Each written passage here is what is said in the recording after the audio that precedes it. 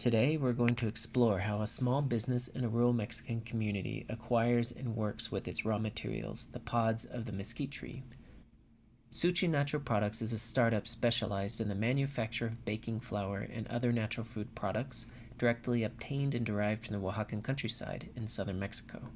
Its main products are derived from the mesquite tree, such as powders, flours, supplements, and baked goods. The company's founders are from the town Santiago Suchilquitongo and nearby communities, 22 miles from the capital. The team is mostly women, aged 18 to 39 years old. Tejiendo Alianza supports Xuchil Natural Products in the refinement of its production, sales, marketing, and distribution. This morning, we're heading with the Xuchil Products team to the Cañada region of Oaxaca to pick up the mesquite harvest. It's about a 3-hour drive from Oaxaca City, traveling straight through the Central Valley before heading up and down the mountains into the northwestern corner of the state, close to the border with Puebla. We'll wind along historical roads leading to the community Santa Maria Tecomavaca, where we'll meet with the family of harvesters. You may be asking, but why do we have to go so far? Mesquite is native to various regions of Oaxaca, such as the Central Valley where the Xuchil Products community business was founded. It certainly grows easily here. Wherever you find an area undisturbed by construction or farming, you'll see a mesquite tree alongside its cousin, a huaje or huizache, also covered in spikes and sprouting pods.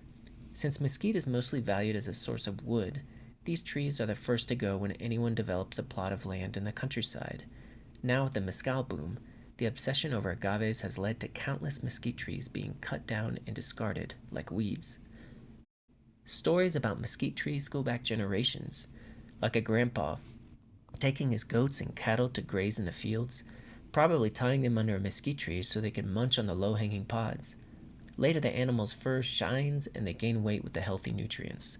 That grandpa might even chew on those same sweet pods, but he probably never thinks of adding it to his family's tortillas or bread for the flavor, protein, and other nutrients, as his indigenous ancestors very likely did hundreds, if not thousands, of years ago. There is now a slow brewing movement to revitalize mesquite as a major food source, based on the historical endemic food research and the need to deal with chronic diseases like diabetes and obesity. This has led to additional research indicating that mesquite roots and pods enrich the soil, reduce erosion, and as a result can revitalize farming in the countryside. Right now, however, we can only imagine the sea of mesquite trees that covered the Central Valley only decades ago. As a result, Xuchil Products travels to the Cañada region, where mesquites thrive and are already well known as a source of fodder among ranchers. The Xuchil group is waiting for us in Santiago Suchilquitongo with a 3-ton truck ready to fill.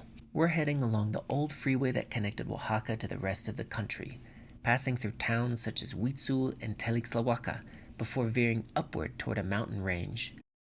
The Cañada is one of the 8 regions in the state of Oaxaca situated within the Tehuacan-Cuicatlan Valley and the international famous Biosphere Reserve, which crosses into the neighboring state of Puebla in the northwest, representing an arid and semi-arid zone with the richest biodiversity in all of North America. The valley harbors the densest forests in the world of columnar cacti, shaping a unique landscape that also includes agaves, yuccas, oaks, and 102 species of animals such as the endangered green macaw, pumas, 53 species of reptiles, and many others. Thanks to the surrounding mountainous terrain, it has several microclimates ranging from desert to forested landscapes, which have allowed the animals and plants to flourish. Considered a key site for the origin and development of agriculture in Mesoamerica, this region is served as home for 8 different indigenous groups. Most of the population living in the reserve depend on agricultural activities for their livelihoods, such as the collection of wild fruits and seeds, seasonal farming and irrigation, raising goats, cattle, and horses, and the extraction of stone materials and forestry for timber and wood. The region is known for the fertility of its soil, its 2 rivers, its humidity, and fruits such as sapodilla, mango, papaya, watermelon, limes, plums, melon, tamarind, and even coffee. In May, the smell of mango and cantaloupe permeates the entire region. Most of the state's production of avocado occurs in the Cañada. Historically, the Cañada has served as a major trade route, The area was conquered and controlled by the Zapotecs ruling from Montalban at some time around 300 BC. In colonial times, the trail served for passage of shipments of cochineal, cattle, grains, and merchandise from Veracruz and the Oaxaca capital. Then in the 19th century, President Benito Juarez and then Porfirio Diaz formalized the passage for the industrial development of the state. Curiously, in the semi-tropical ecosystems of the Cañada, mesquite thrives right next to mangoes, limes, and other fruit we usually find in the lush foothills on the coast. Here in the Cañada, the pods mature more rapidly than in the Central Valley, ready for harvest at the end of March, while in the valley they are still too bitter and green until May. In the Cañada, the hotter climate reaches 100 degrees and jumpstarts the mesquite tree reproduction cycle long before the rains begin in June. After traversing mountains surrounded by cactus and palm trees, we descend along a road next to a river, lined with mango and mesquite trees. Soon we arrive at Santa Maria Tecomavaca, 90 miles from Oaxaca City. Establishing a partnership with local families to harvest isn't easy due to a general lack of trust.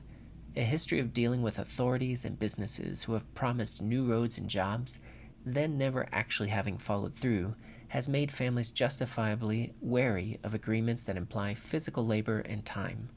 As a result, it's a constant game of chicken to see who actually follows through or gives up.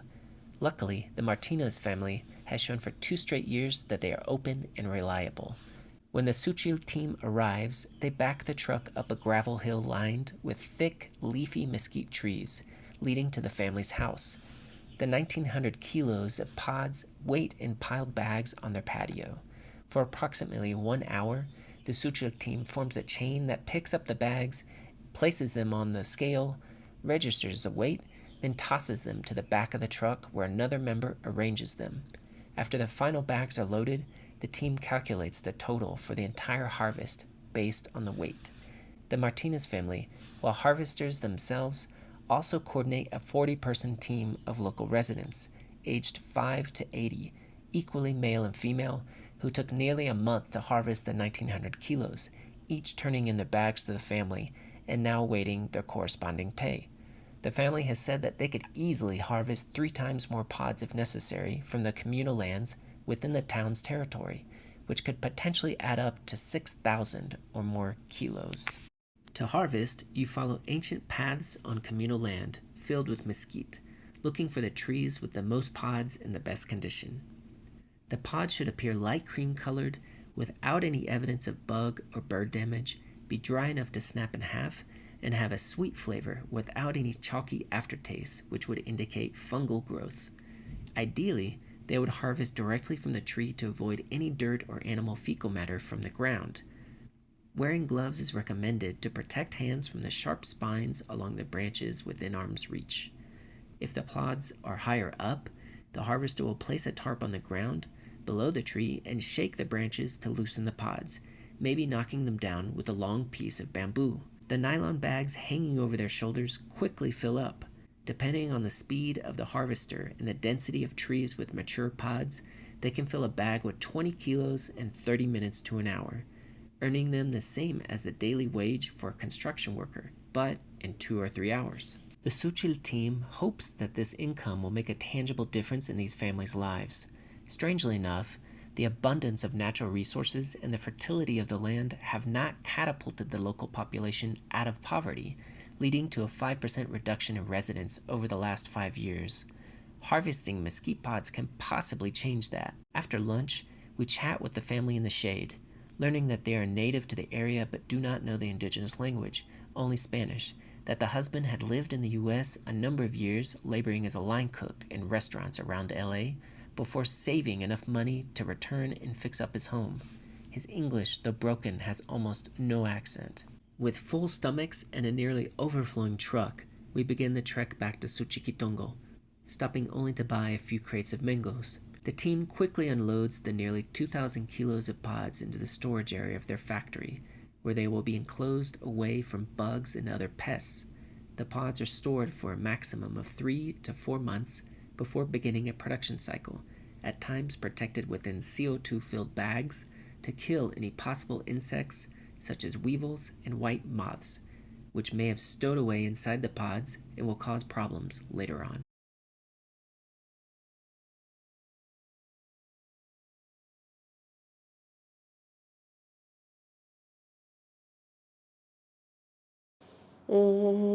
Al principio sí fue muy laborioso porque la gente, por los requisitos que le pedimos, pues que deben de cosecharlo de forma manual, que hay que ponerlos el nylon, lona para que caiga la materia prima. Entonces ese fue uno de los principales aspectos que sí nos demoró.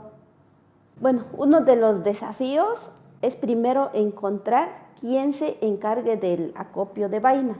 ¿Por qué razón? Porque nosotros somos de comunidades muy diferentes, entonces la gente es muy desconfiada, no nos conoce, entonces ese fue uno de los principales retos. Estuvo la materia prima sin la aplicación del insumo, que en este caso son sales minerales, y por esa razón nos aumentaron un poco las plagas. Entonces, si hacemos una planeación adecuada, que al momento que llegue la vaina ya tenemos el insumo que se le va a aplicar, entonces lo estaríamos controlando de una forma exacta. To produce 1 kilo of semi-fine mesquite flour requires various steps. First, you move a batch of mesquite pods to the roof. Each batch averages around 7 bags of pods, which ranges from 100 to 140 kilos of raw material. They are quickly rinsed in purified water to remove any dirt and impurities on the bean husks, then placed on wire racks to drip. After dripping has nearly finished, they are moved into the solar dryer, where they may remain for 1 to 3 days depending on the weather. The pods are dehydrated from 25% to 5% internal moisture before continuing to the next phase. After proper drying, the pods are placed in bags and lowered into the milling area, where the batch can be milled once in approximately 1 to 2 hours. If the pods contain slightly more than 5% moisture, the stickiness of the natural sugars may require additional drying and milling, delaying the process by at least 1 day.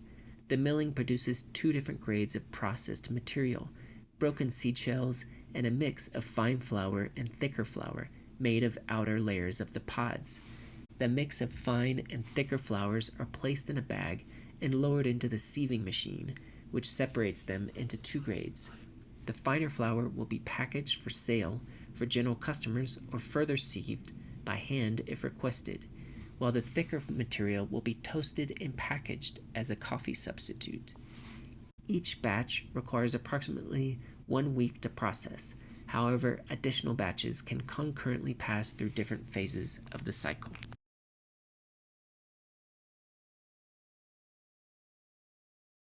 Uno de los principales desafíos es la adquisición de un molino de martillos, pero que sea ya acabado en acero inoxidable. Pues uno de los planes es, ya lo había mencionado anteriormente, primero capacitar a las recolectoras para que ellas también cumplan con todo el proceso de higiene. Posteriormente, hacer nuestro control así máximo sobre las plagas. Hacer una difusión permanente, una campaña permanente de difusión para que más personas conozcan nuestro producto y así ampliar el mercado. Y teniendo mercado, pues estamos pensando, ahorita trabajamos 2 toneladas de acopio de vaina, entonces nosotros estamos pensando llegar a 10 toneladas con sus respectivas certificaciones. Porque si hacemos un crecimiento de la empresa, si hay desarrollo de la empresa, entonces debemos de cumplir con todas esas normas a lo que sería lo de sanidad. Igual la adquisición de un secador, pero ya sea con gas o o eléctrico. La adaptación del cuarto frío, porque ahí ya podemos almacenar, por ejemplo, si hacemos todo el proceso del lavado, secado de las vainas, entonces ya lo podemos almacenar tal vez 1 mes en el cuarto frío y al momento que ya necesitemos la harina, tal vez moler justo para no tener tantos tiempos almacenados. Digamos, hoy nos piden, bueno, sale la vaina, lo molemos y así se estaría entregando justo al momento que nos lo pidan. O en su defecto, almacenar la harina y al momento que lo pidan, pues ya saldría sería así como una cámara fría, ¿no?